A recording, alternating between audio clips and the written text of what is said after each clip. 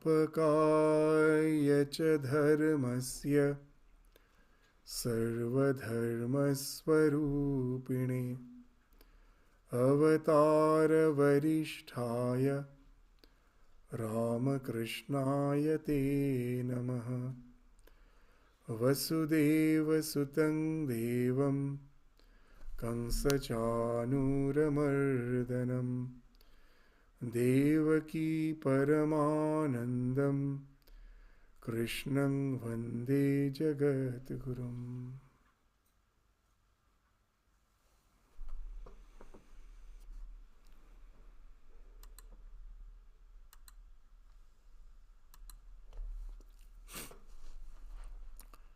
So in the last class, in the previous class, we started with the introduction of the 7th chapter, and in the process we studied the first 3 verses of the 7th chapter, where we find Bhagavan is indicating that the truth has to be known in totality if we have to synthesize those various aspects of our spiritual endeavor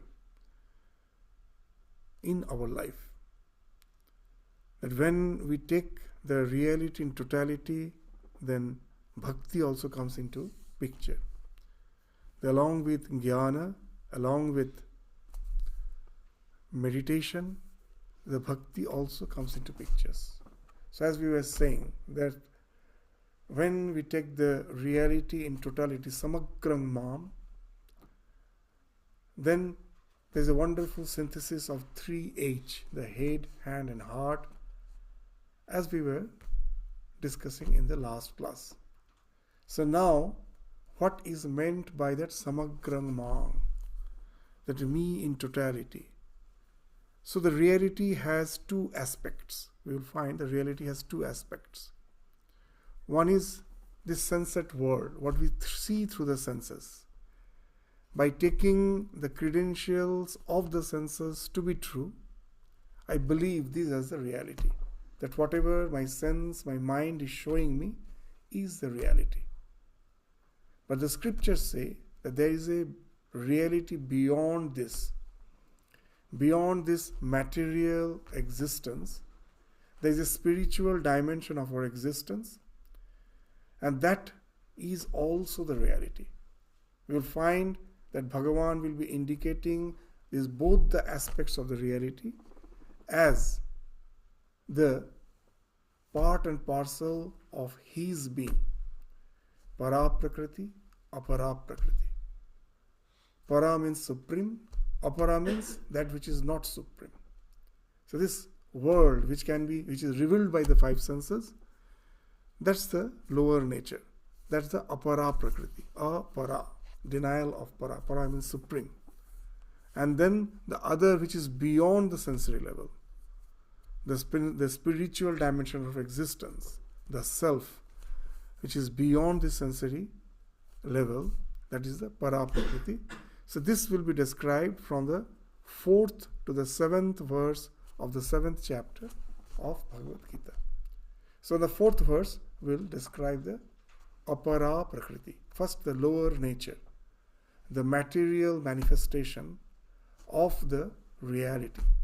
That will be described in this 4th verse of the 7th chapter of Bhagavad Gita.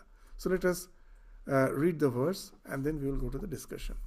So what the 4th verse is stating, Bhumirapo nalo vayu khang mano buddhirevacha ahankara iti yangme bhinna prakriti rashtadha.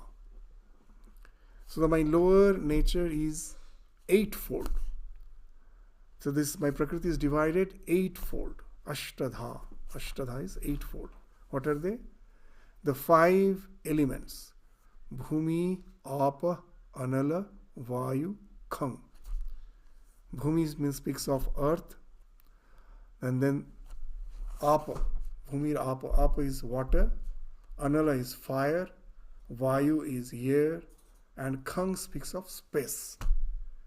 So the 5 elements which constitutes the so-called the physical universe. So these 5, and then mano, buddhi, ahankara.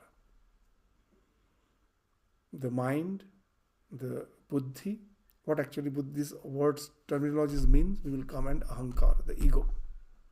So these 8, this constitutes my lower nature. And now the question comes, is it enough that this 8 thing can describe the entirety of this physical world? Even in Sankhya Yoga, we find they speak of 24 principles. There are Chatur Vinshati Tattva. But here Bhagavan is speaking only of 8. Is it sufficient to describe the entire physical universe, which has been described as the Apara Prakriti of the Lord? So now we will first try to understand the cosmology as per Sankhya philosophy, where those 24 principles has been spoken of. That what it speaks? That there are 2 ultimate entities, Purusha, Prakriti. Prakriti is the nature, Purusha is the conscious principle. And the Prakriti is the inert aspect of that reality, which gives the material, Upadana. The Upadana is the Prakriti, and the Nimitta, the one, just when the potter is making a pot, 2 things is required. A conscious being, the potter himself, and the material. What is the material? The clay. The clay is the Upadana, and the Nimitta is the potter, the one who is making the pot. So for anything, to make anything, to design anything, to create anything, these 2 aspects we find with our common sense. We find that these 2 things are necessary. That there must be a conscious principle, a conscious entity, and there should be some material cause, some material, Upadana, with which this conscious entity is going to model out something, create something. So here also in Sankhya, they say there are 2 aspects of the reality. One is the Purusha, the conscious principle, and the Prakriti, which provides the material, Upadana. Now just when a potter is making a pot with the clay at the beginning has no shape, as it has no shape, it has no utility, it has no name. So when with the clay he gives it a particular shape, then I say this is a pot, this is a tumbler, this is a plate. All those names come only when the shape has been given, and each of those shapes has a particular utility. So Nama, Rupa, Artha, Kriya, Karitya. So all those things comes later. But first, as a clay, it is undifferentiated. So we have to understand these terms. That's why I am giving these examples. That when we say that Prakriti, Moola Prakriti, the original Prakriti is undifferentiated. To give another example, that we say that the plant comes out of a seed. But is it really the seed from which the plant is coming out? No. It's such a small seed. How can such a huge tree come out from it? The seed is actually a gateway. All the upadana, the materials which is needed to grow that tree, that huge plant, which tree is going to come out from the seed, it is in the soil. All the minerals, all the water is in the soil, it's in the sunlight. From the soil is the undifferentiated Prakriti. The seed is like the individual soul. It takes the material from this Prakriti and shapes it into a particular type of plant. That's why we say this is the fruit which is rich in these minerals. That's the fruit which is rich in other minerals. From where those minerals came? Was it in the seed? No. It was in the soil. In the soil it was undifferentiated. It was all there. All the upadana were there.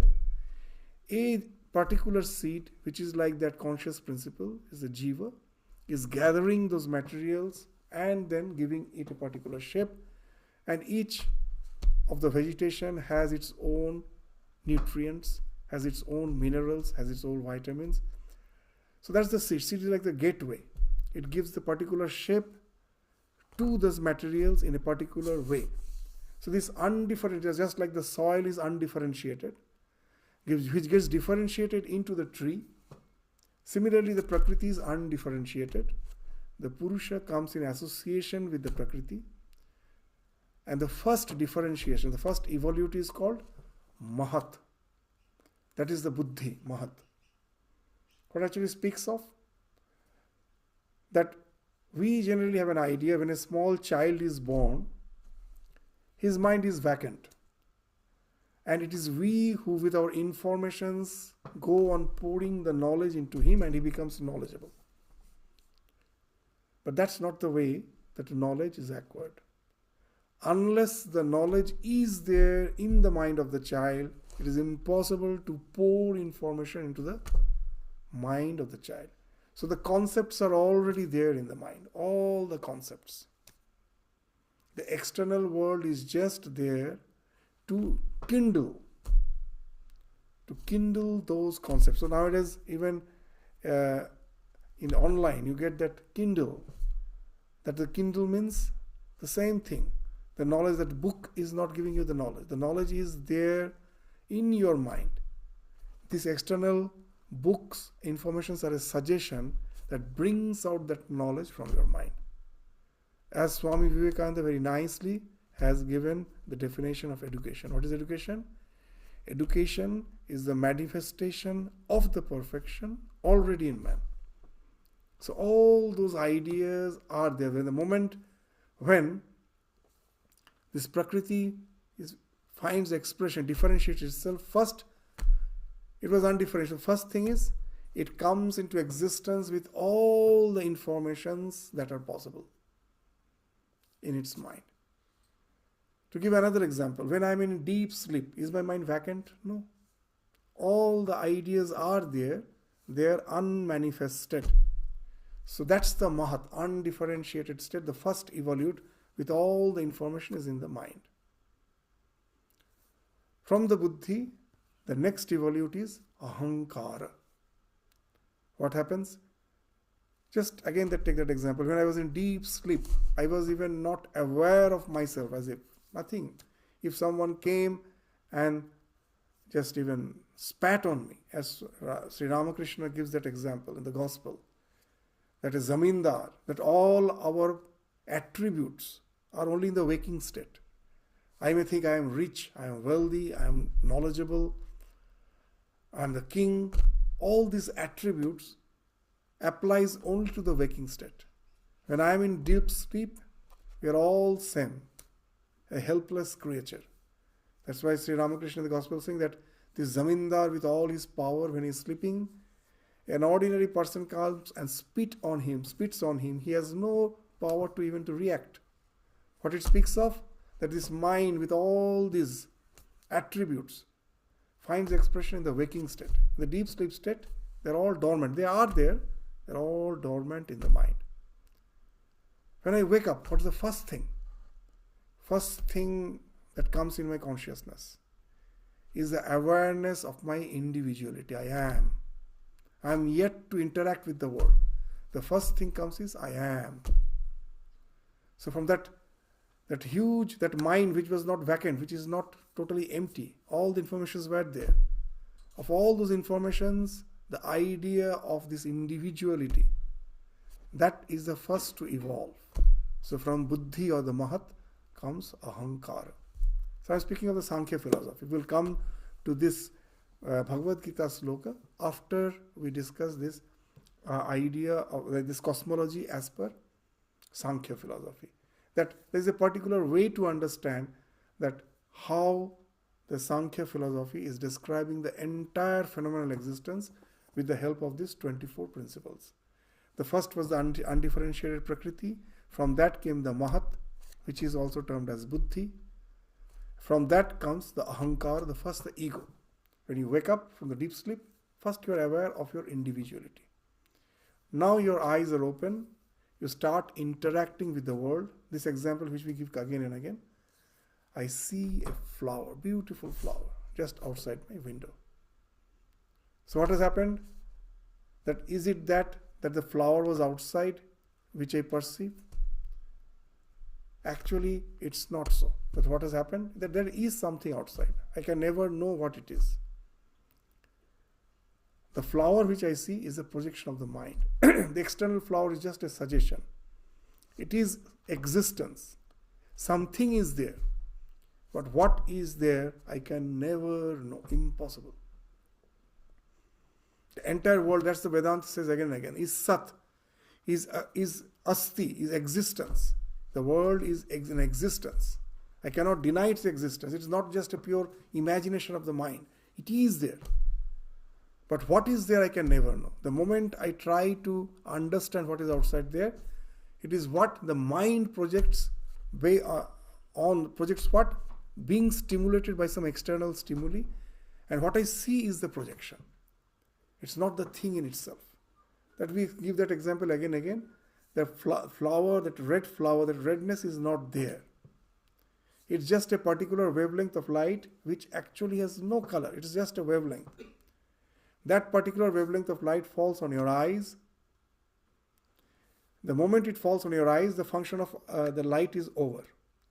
Now, the moment it touches the retina, it gets converted into optic nervous current, which is carried by the nerves, the optic nerve, to your brain. The brain is the organ through which the mind is working. When it takes to the brain, this particular nerve impulse, when it reaches the color perception center, the color is not perceived. It is dark. The mind is totally dark. No light enters there. The particular nerve current, when it reaches there, the idea of redness, this is the important thing, that the buddhi, what? It had all the informations. This redness, that was also there. With this particular wavelength of, this particular frequency of your nerve current, the redness is activated, not any other color. And that's what the mind projects. And when I say this, the flower is red. So now you will understand this. All these ideas are there in the mind. So when I wake up, I see the flower. What I am seeing? Its color. With my eyes, I am seeing the color. With my nose, I am getting the fragrance. With the touch, if I go and touch it, I find its texture, its softness.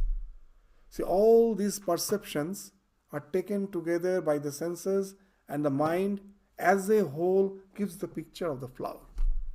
What was happening was piecemeal perceptions. The perceptions were all separate. These examples we give again and again to understand that how Sankhya, Yoga is perceiving the world.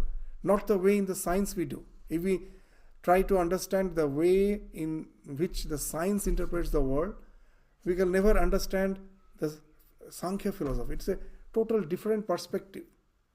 It is actually trying to find out that how the mind is interacting with the world to create this wonderful panorama. It is not in any way doing an analysis of the elements to find out there's so many elements and there is all these things. The mind is not, it is a purview of the science. Here just what they're doing, that the mind, how it is perceiving, it is having piecemeal perceptions. Now the mind's function is that they take all these piecemeal perceptions and make it a whole. When I see the flower with a particular fragrance, I think everything is happening at a time. That the flower is outside, as a whole I see it in my mind. No. The color was perceived in the color perception center. The texture, its shape was perceived in some other center. Its smell came through the nose. It was perceived in some other sensor. All was synthesized to give me a sense that it is a perfect whole. It's a perfect composite. But actually the perceptions happen piecemeal. That example which we give again and again to understand, when you are watching a movie in a theater, in the screen the characters are moving, they are talking, and from somewhere in the sound box, the sound is coming, the conversation is coming from the sound box. But do we ever feel that the characters are silent, they are not talking, their just lips are moving and the sound is coming from the sound box? We never feel. We feel the characters are talking, isn't it? So what is happening? In the mind, This sound enters through the ear, through your eyes, what is going on in the screen, that enters. In the mind, they are synthesized to create a composite whole, making you feel the characters are talking. So that's what the mind is doing. So now you will understand, very interesting, that when I wake up, when the mind becomes active, what is happening? There are two components. That ahankara breaks into two components. One is what? This, the buddhi found expression as ahankara, and now when you wake up, this ahankara has two aspects. One is the sattvic aspect. Sattva speaks of what? Stimuli. All the sattva means illumination, stimuli. All the stimuli which is coming from the external world, through what it is perceived? Through these organs of perception. They are these organs of perceptions, jnanendriyas, through the jnanendriyas. Jnana means knowledge, indriya means senses. This is the senses which gives you knowledge. Through that it is perceived. After it is perceived, then what I do? As per my temperament, I may react. How I am reacting? I may go out, pluck the flower, come and offer it to the divine. So through what I am doing? Through my hands. So see, once the mind gets activated, it is interacting with the tamasic aspect. What is the tamasic aspect? All the panchabhuta. This in the form of tanmatra. Tanmatra is piecemeal perception. First, it is not bhuta. They are all separate perceptions. That's tanmatra, tatmatra, piecemeal. The color is perceived in one center, the shape in another center, the fragrance in another center. So all these are piecemeal perceptions. These are the tanmatras. When the external stimuli is there through the jnanendriyas, now this interaction, the tamasic aspect is interacting with the sattvic aspect to create the rajas. Now I come down and with the help of my karmendriyas, I react. So now you will understand in the cosmology of Sankhya Yoga, what is speaking? That first comes the Mula Prakriti, which finds expression as the Mahat. Mahat as Ahankara. Ahankara finds expression in one side as the mind, in another as all the constituents, the so-called piecemeal perceptions, which interacts with the mind through the Jnanendriya and interacts with the world through the Karmendriya. This, I think we can understand this as simple. So it entire thing speaks of stimuli response conditioning. And how the 24 principles come into existence? Just a count. The first is the Mula Prakriti, from which comes the Mahat. Mahat means that the mind with all the informations dormant. Mahat. The second, Ahankara is the third. From Ahankara, Mana is in one side the Mana is coming. This from Ahankara, two things are coming. One is mind and another is the Pancha Tanmatras. So mind is the fourth and the Pancha Tanmatras speaks of another 5. So 4 plus 5, 9. So again, from the mind comes the 5 Jnanendriyas. So 9 plus 5, 14 and 5 Karmendriyas. Is 14 plus another 5, 19. And then now this Jnanendriyas will be interacting with the Tanmatras to create this world of Panchabhuta. The 5 Bhutas comes into existence. So this Panchabhuta is another 5. 19 plus 5, 24. So this is the entire cosmology of as described by Sankhya. So once more I can say this Prakriti finds expression as Mahat or Buddhi. The Mahat as Ahankara. The Ahankara has two aspects. One is the mind and another is the Pancha Tanmatra. And this mind again has two components. Pancha Jnanendriya, Pancha Karmendriya. And the Pancha Tanmatra has these 5 Bhutas, Pancha Bhutas. So all this together becomes 24. So now here it is spoken of as only 8. What actually, that is it contradictory or is it not that the entire thing has been spoken of? No, entire thing has been spoken of. So let us try to understand what. See, now just see what's the world which I am seeing outside. What we are seeing. What we are seeing is the final evolutes. Gradually that from that, just like a way that from the soil the sapling comes and it evolves into a big tree. The same way it's happening from that Prakriti, gradually through the perception the world is coming out. At last, what I am perceiving? This external world which constitutes of the Panchabhuta, and through what I am perceiving? Through the 5 senses, that also I see. And through how I am interacting, the 5 organs of action, Pancha Karmendriya. By my hand, feet, by mouth I am speaking, this vak, and organ of excretion and organ of procreation. So these are the 5 organs of action through which I am interacting with the world. And I'm interacting after I have perceived something. I perceive through Pancha Jnanendriyas, the eyes, the ears, the nose. I'm taking food with my this mouth. So this is the 4th, and the touch, the skin. So these are the 5 Jnanendriyas through which I am interacting. Now I am what I see. I see these Pancha Jnanendriyas I can see, Pancha Karmendriyas I see, and this external world I see. Now when Bhagavan is saying that my lower Prakriti is Ashtadha, he is not speaking of this. The immediate cause by which this 15 is made. Panchabhuta, Pancha Jnanendriya, Pancha Karmendriya. By what it is made? That as just we were saying before that, there is the mind which is not directly perceivable. The mind, the ahankara, the ego, and this the mahat, the buddhi from which this everything is emanating, and all the piecemeal perceptions, the pancha tanmatras. So these 8 further evolves into this external world, which constitutes the 5 senses of action, the 5 senses of perception, and the 5 bhutas, which we are seeing through the 5 sense organs. So this comes before that. These 8 things are responsible for that.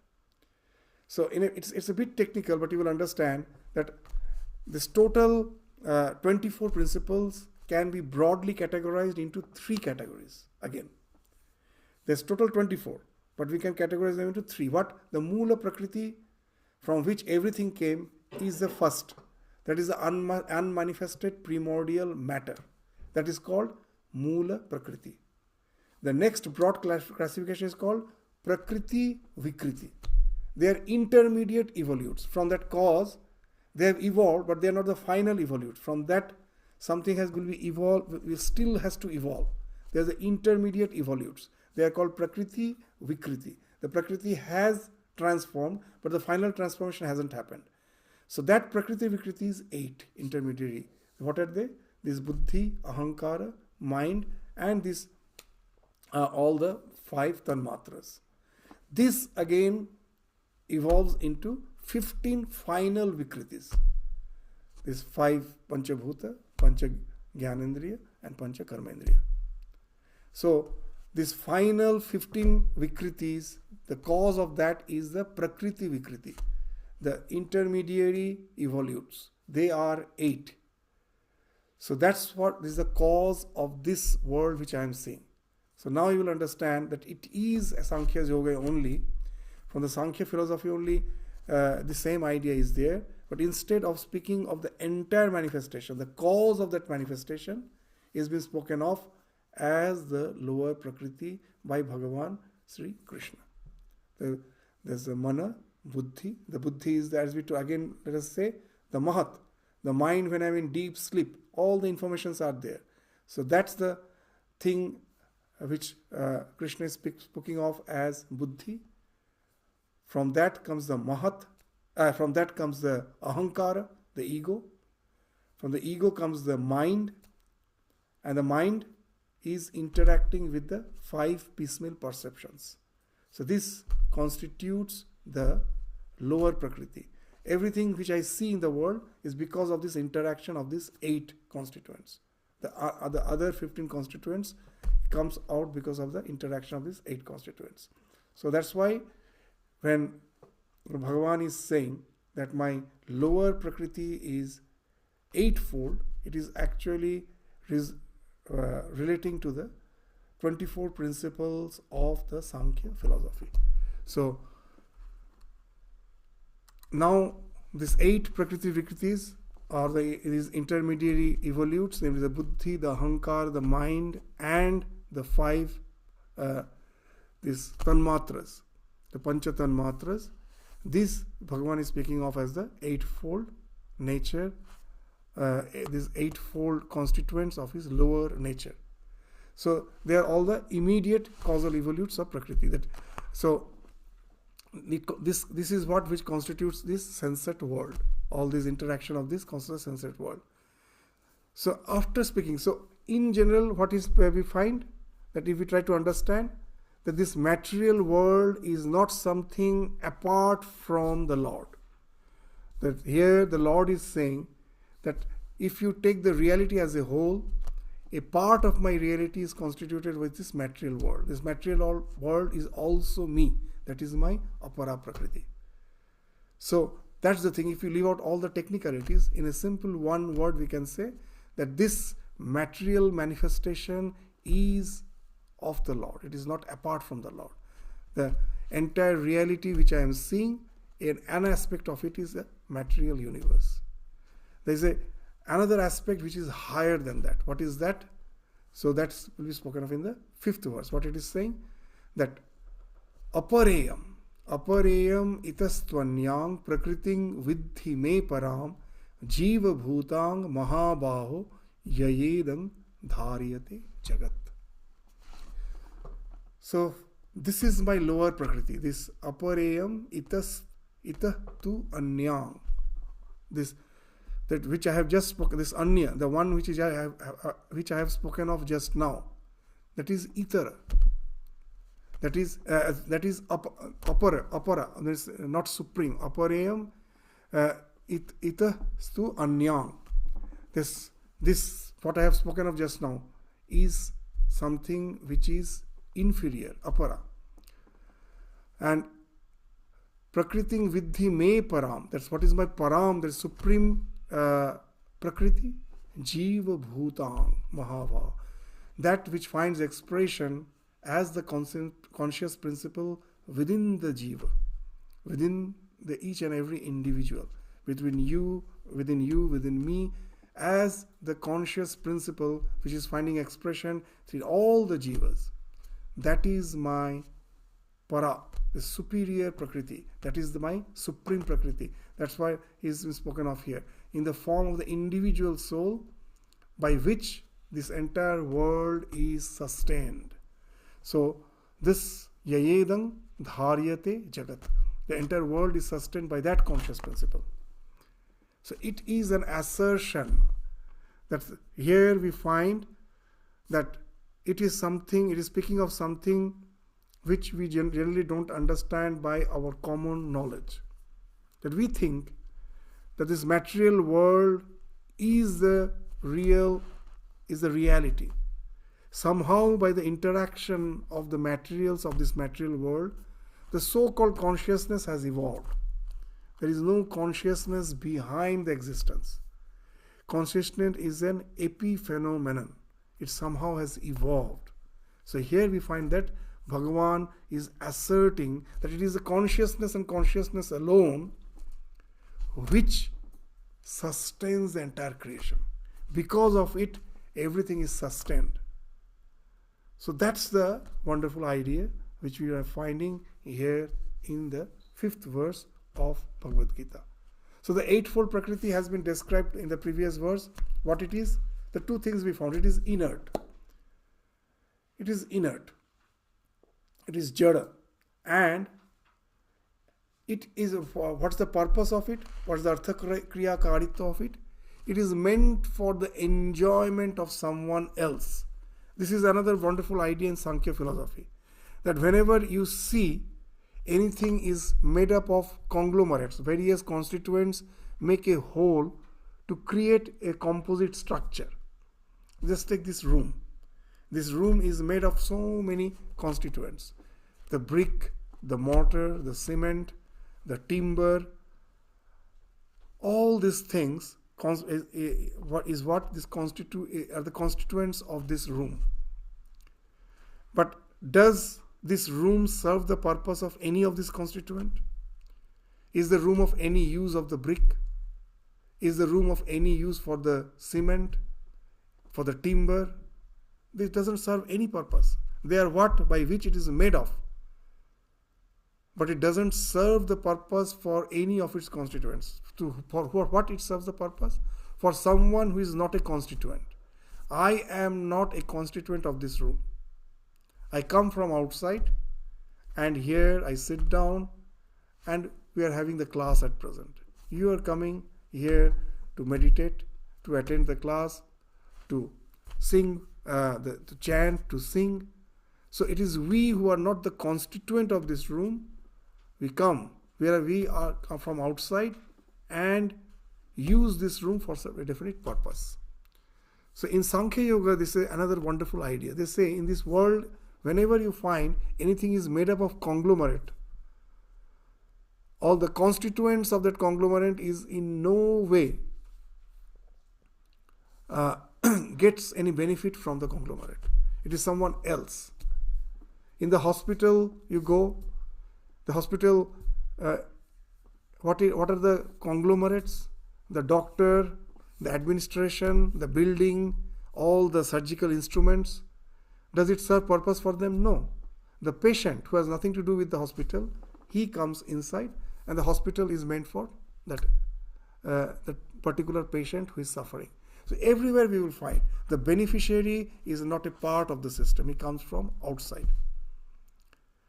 So here also the Sankhya philosophy says that all these 24 principles, you will find they are forming a conglomerate.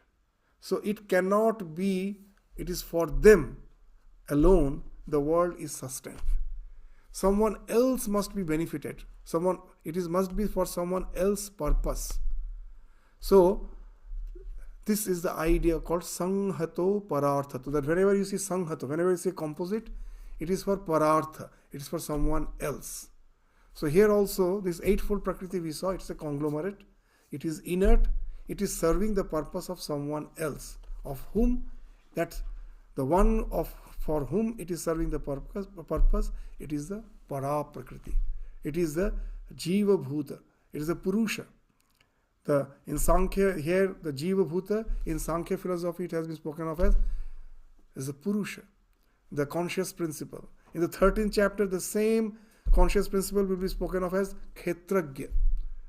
Very nice, these terms are wonderful. That this body is the Khetra, Khetra is the field, and the knower of the field, the Khetragya, is the self. So it's the same idea. The self is the one who is the Khetragya, the Purusha. He has entered into each and every being, and that's what constitutes our jivahood. That we are the jivas, the individual conscious principle, souls, because of that conscious principle, which is the superior nature of God, which forms a constituent of our entire being. So this same idea we find even is coming from the Upanishads. That tat srishtva tat evanu pravishat. He has created this universe, and after creating, he himself has entered into it. Tat srishtva tat eva anupravishat. So that's the idea which has been spoken of here. So now, as we were saying, that consciousness is the fundamental aspect. That they use the terms, the phenomenon, epiphenomenon. That generally we think that when two things interact, a product comes out of it, and that product is called the epiphenomenon. So generally we feel that consciousness is an epiphenomenon. Even the Charvaks also believe that. They say, that when you make a pan, the betel leaf, so that lime mixes with something to change its color. The red color was not there, it came into existence because of the interaction of two ingredients. Similarly, the consciousness is an product of the interaction of matter. There is no such thing as consciousness. So here we find Bhagavan is saying, no, consciousness is the fundamental principle. It is, the other things comes because of it. In the simple words of Ramakrishna, that after 1, you add 1 0. it becomes 10. You add another 0, it becomes 100. The more zeros you add, the more the value increases. Remove the 1, everything is 0. So that 1 is the consciousness which sustains the entire universe. That is the fundamental thing. Without that, nothing can be explained. So the inkling of it, even in Newtonian science, that idea was not at all there. But with the advancement of the science, in the quantum mechanics, we do find that a particular branch of scientists, a particular stream of scientists, have started questioning that the universe, the model of universe as a pure material thing, like a machine. This it cannot be. That there should be a conscious principle behind it. Even previously, we have spoken of some scientific experiments. Today also I will just give an example, I will cite an experiment. Previously also we have cited that. It is called the famous double slit experiment, through which there's a big question marks come, that can we really explain the material world without a witness, someone witness observing it? It's a big question. There has no solution has come, but at the same time you cannot describe the entire world with matter and matter alone. Because after all what I'm seeing is a product of the mind. How can I take it to be the ultimate reality? So here also in the double slit experiment we find, we need not go into the details, we can just even give us short details, that to find out the nature, that what matter is. At last we say that even in common science we say that at last anything solid matter can be broken into atoms. And the atoms, are they the discrete that unit at last? No. Still we can break them into subatomic particles. What are the subatomic particles? Just say the electrons, the protons, the neutrons. Now take any subatomic particle, say electron. Is it matter or is it just an energy? Now science started really trying to find out what matter is. Now that electron, that we think it's a matter, very small, but it's a matter, subatomic particle. Now to find its real nature, what was done? That through an electron gun, electron was sprayed. It was shot. A spray of electrons was shot on a screen. But it was not going to the screen directly. That before it was shot to the screen, there was an intermediate screen. Another screen was there with a slit. One slit, small slit. Why they did it?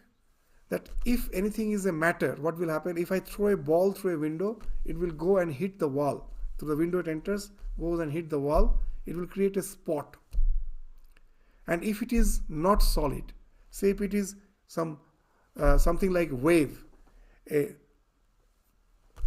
like a wave, like a tsunami coming through the windows. The ocean water enters through the window.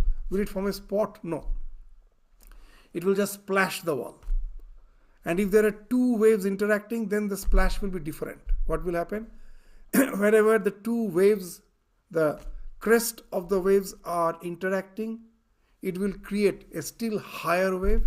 And where the crest, the top of the wave interacts with the ebb, this lower portion of the wave, that will balance, that will become just simply flat.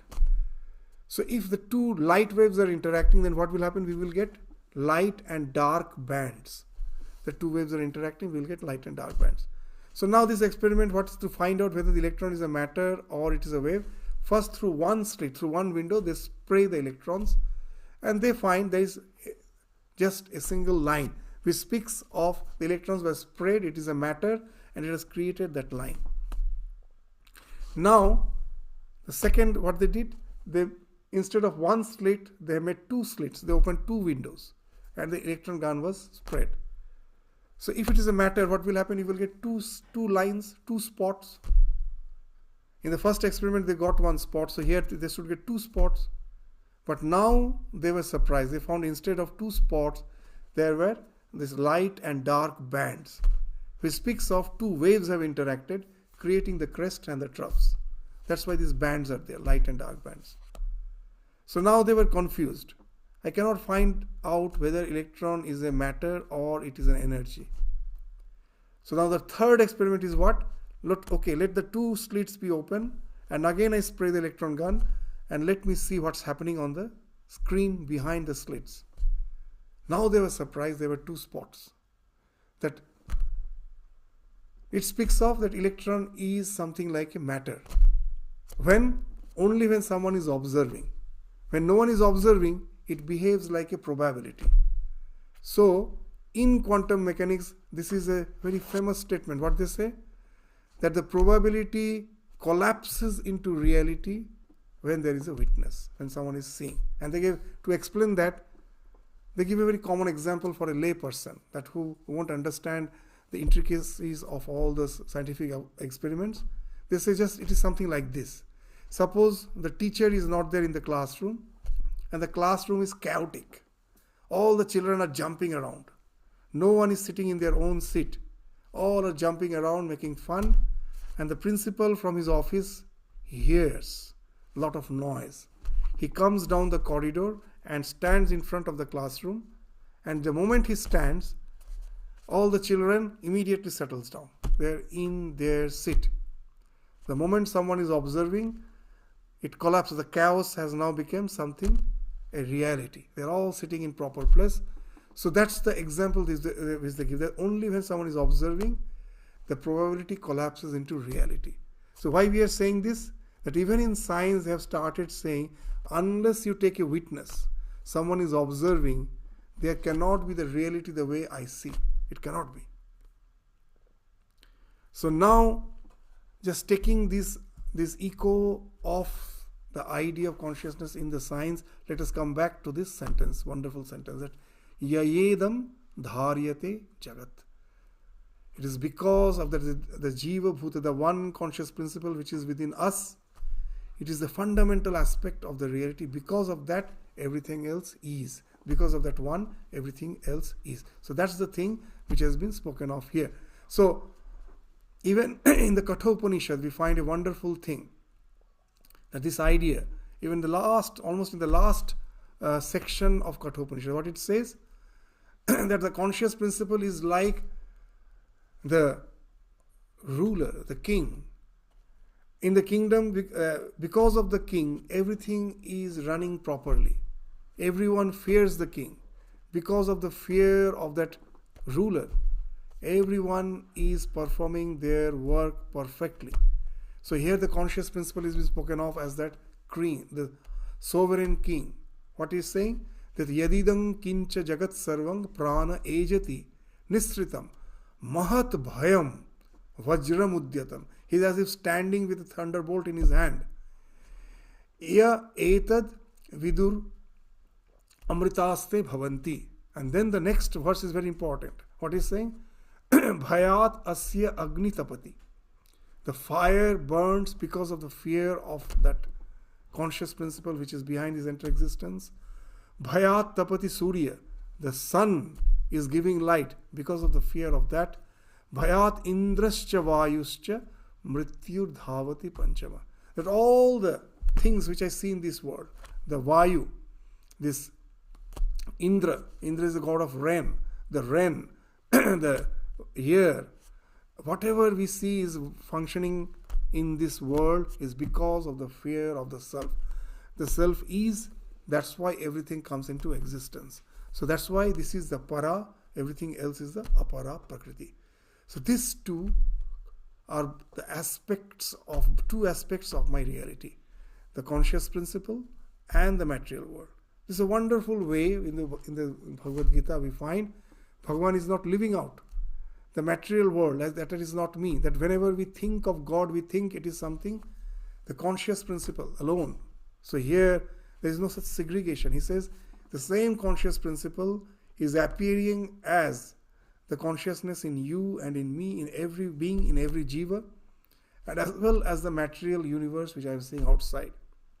So this idea, this composite whole, the para and the apara, both together constitutes my nature, will be spoken of in the next verse. So what it is saying in the Sixth verse, Etad yonini bhutani sarvani tyupadharaya aham kritsnasya jagata prabhava pralayas tatha.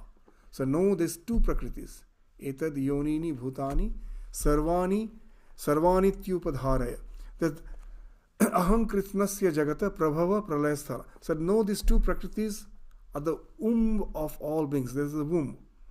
Yonini. This Yonini speaks of the womb. It is from where the entire creation has came out. This is the cause of the entire creation. This Etad Yonini Bhutani and Sarvani Tyupa Dhara. This I am the origin and the dissolution. This Aham Kritsnasya Jagata Prabhava. Prabhava means everything is coming out of it. Pralaya is everything again is going back to it. Dissolution. The world of name and form comes out of it, and again this world of name and form dissolves in it. So at the time of evolution, names, forms and the life arise from Prakriti. It is coming out from the Prakriti, and at the time of dissolution they go back into it. So at the end, at the dissolution, it doesn't go back to void. It actually goes back to that unmanifested state of the reality, which speaks of the balanced state behind the entire creation. That as we again and again say, that as in India the concept of reality as an existence, this reality, with its two components, the consciousness as well as the matter, which is spoken of as a whole. This ultimate reality, the idea was there of Brahman, the conscious principle, this was there. That's why the concept of zero evolved in India. That zero doesn't mean the absence of anything, it means balance. Just take a common example. Take an iron bar. Iron bar is not a magnet, but it has the potentiality to become a magnet. How? In iron bar, there are innumerable magnetic dipoles. They are all oriented in various directions. So as a result, what happens? The polarity of one dipole is negating the polarity of other. As a result, the net magnetic field is zero.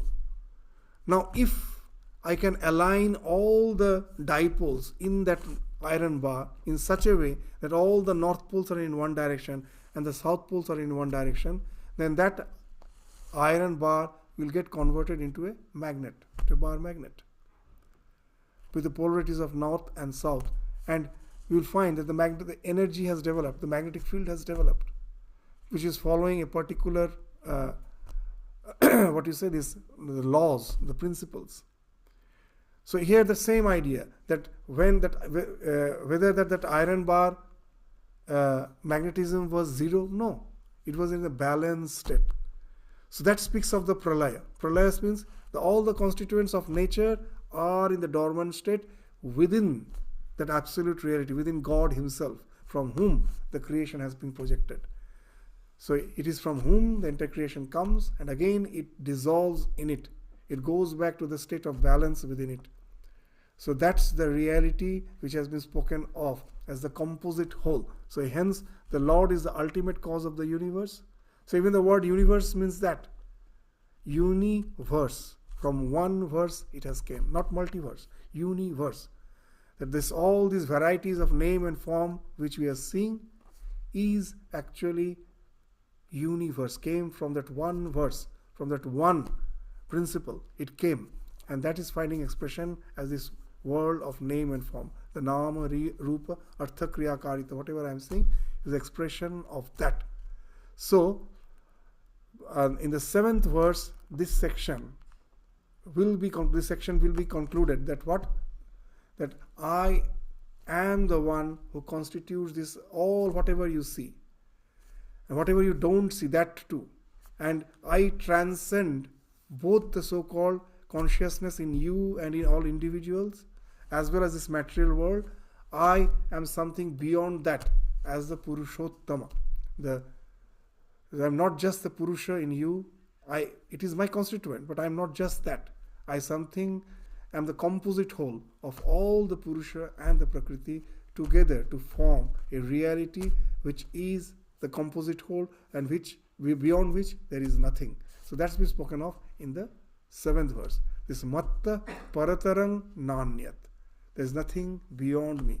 That nothing exists as soever which transcends me. Matta paratarang nanyat kinchit asti dhananjaya mai sarvamidang protang sutre manigana iva.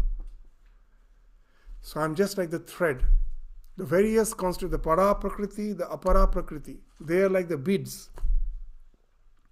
They cannot be held together in the form of a garland unless I am the thread passing through all of them. I am permeating the conscious, the animate as well as the inanimate world. Just like the thread passing through all the beads of a garland. So sutre manigana. So I am just like the thread by which is what you say by that all is strung. That all is strung on me as a row of gems in a thread, just the way in a garland. That so many gems are all strung together to form that garland. So here the entire creation is like a garland, the para and the apara prakriti. I am just like the thread passing through all.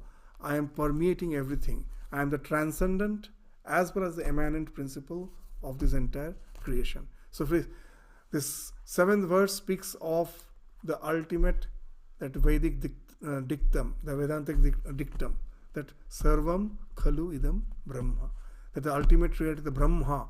The word Brahma came from Bri Dhatu. Bri Dhatu means Brihat. That I am not just the conscious principle which is within you. It is something Brihat. It is greater than that. It is not localized within the body-mind complex of you and me. It is something beyond that. It is a composite whole. Whatever you see is me. So that's the idea that Sarvam Khalu Idam Brahma came. Sarvam Khalu Idam Brahma. And that's the idea again with which all the Upanishads start. The Isha, this famous Upanishad, the Isha Upanishad, that's the first line it comes. Isha Vasyam Idam Sarvam Yat Kincha Jagatyam Jagat. That whatever you are seeing in this universe is permeated by the Isha, the Lord alone. That permeate the entire world by the Lord and Lord alone. So that's the idea is spoken of in the 7th verse. So this section from the 4th to the 7th we find wonderful. That has been told. In the 7th chapter, the two aspects of reality has been spoken of as the para prakriti and apara prakriti, or purusha and prakriti. And the Lord is something which is holding both of them and transcends that. The same dichotomy will be spoken of again in the 13th chapter as Kshetra and Kshetragya. He is beyond that.